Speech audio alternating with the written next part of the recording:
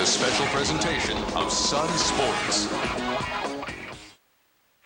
For 12 NBA seasons, Alonzo Mourning has exhibited undeniable strength and passion as the centerpiece for 3 different franchises throughout his professional career. A 7-time All-Star and twice named the NBA's Defensive Player of the Year, Mourning played the game with a controlled ferocity, blending muscle and finesse to establish himself as one of the game's most dominant players.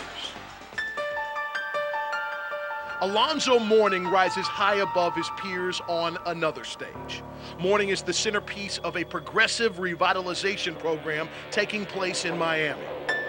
Alonzo Mourning Charities assist countless numbers of families and programs throughout South Florida. Mourning's charitable foundation is planting the seeds for future prosperity by cultivating the most valuable untapped resource on the planet, children. Alonzo Mourning, the man in the middle, next, Under the Lights.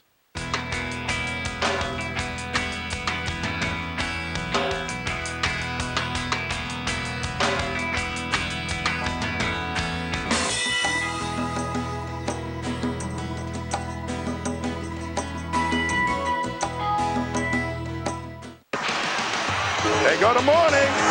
He gets it away. It's good! Alonzo Mourning was selected by the Charlotte Hornets with the number 2 overall pick of the 1992 NBA Draft. Mourning would play only 3 seasons in Charlotte before being traded to the Miami Heat in a blockbuster deal. Mourning's arrival in Miami signified a new beginning for the Heat franchise. They finally had the marquee player to build a serious championship contender around. Mourning, a perennial all-star, became the face of the franchise and soon the symbol of an even greater cause in the South Florida community. Though the Heat became synonymous with winning during Mourning's tenure from 1995 through 2002, they could never capture an NBA championship. For the 2000-2001 campaign, Mourning was diagnosed with focal glomerulosclerosis, a kidney disorder that would sideline Mourning for all but 13 games that season. Mourning would return, however, the following season to play in 75 games and was named to his 3rd straight Eastern Conference All-Star team.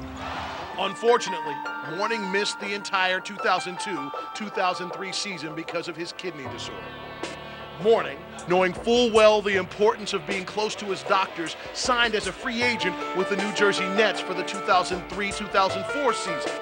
After playing in only 12 games for the Nets, Mourning had a successful kidney transplant in December. His season was over, but not his career. Remarkably, Mourning returned last season to play for the Nets, then came full circle, returning back home to Miami, signing with the Heat in March. It was a great scenario for me because I was close to my doctors. I was where I needed to be to get my transplant done. So it all worked out, you know.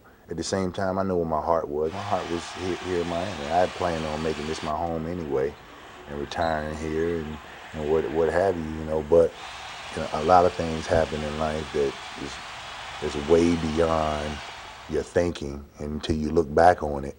And you understand that, you know, it wasn't, you can determine your plans. You can determine all the plans you want, but God determines the steps that you take in life. Alonzo's presence in South Florida has a far greater impact than basketball. There is more, so much more to Mourning's existence in Miami. He is the symbol of hope and revitalization where it is needed most. Alonzo Mourning Charities assist countless numbers of families and programs in the impoverished areas of Miami. Merry Christmas to you. Can I get a high five? My man. If you have been blessed with the opportunity to do the things that I've been able to do, financially, you know, what have you, whatever, and you're capable of changing somebody else's life, I think it's your responsibility to do that because there's a reason why you were given these things. I mean, God didn't just say, okay, we're going to just give you a great lifestyle financially just because I like you. You know, he gave it to you for a reason, to do something with it. No, not just so you could buy a bunch of cars and buy a house and buy some clothes. I mean, he did it because he felt as though that, you know, you can make a difference in somebody else's life, you know, and just as soon as he gives it to you, he can take it away from you. You take this too. You want it? You don't want it? What you want? Show me what you want. You want that right there? We'll take it. You grab that right there. There you go. I know there's a reason for me being in the situation I'm in today. I know there's a reason why I had to go through transplantation. There's a reason. And then I'm still sitting here talking to you about it today, having no complications, feeling great, playing the game that I've been, you know, dreaming of playing all my life. Still able to do that and having to go through that type of ordeal. And going through that process and still having a positive impact on so many other people's lives, there's reasons for all of that.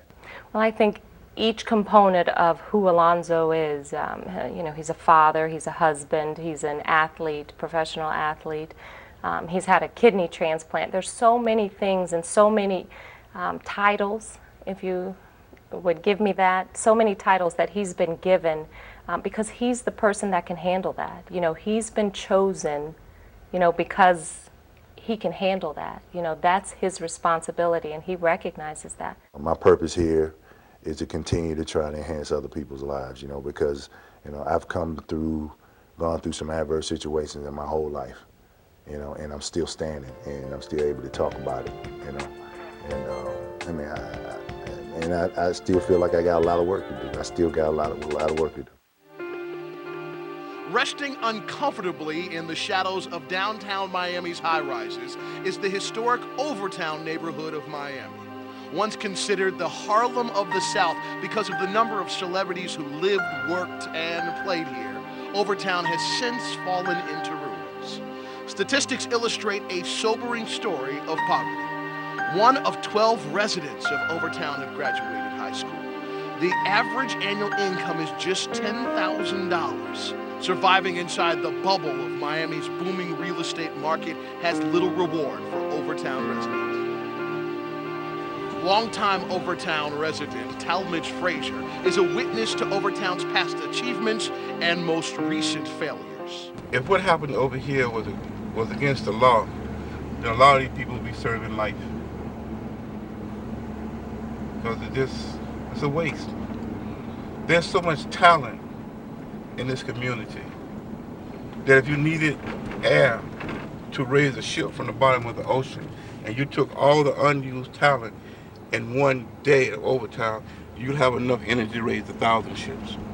There is an inspiration of hope in this community through the development of the Overtown Youth Center.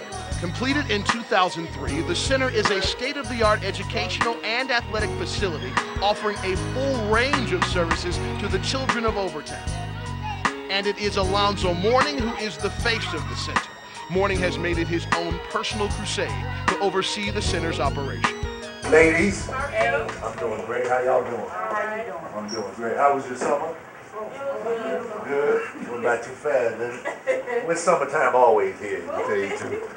The city of Miami is building around this community and not investing in the area, you know.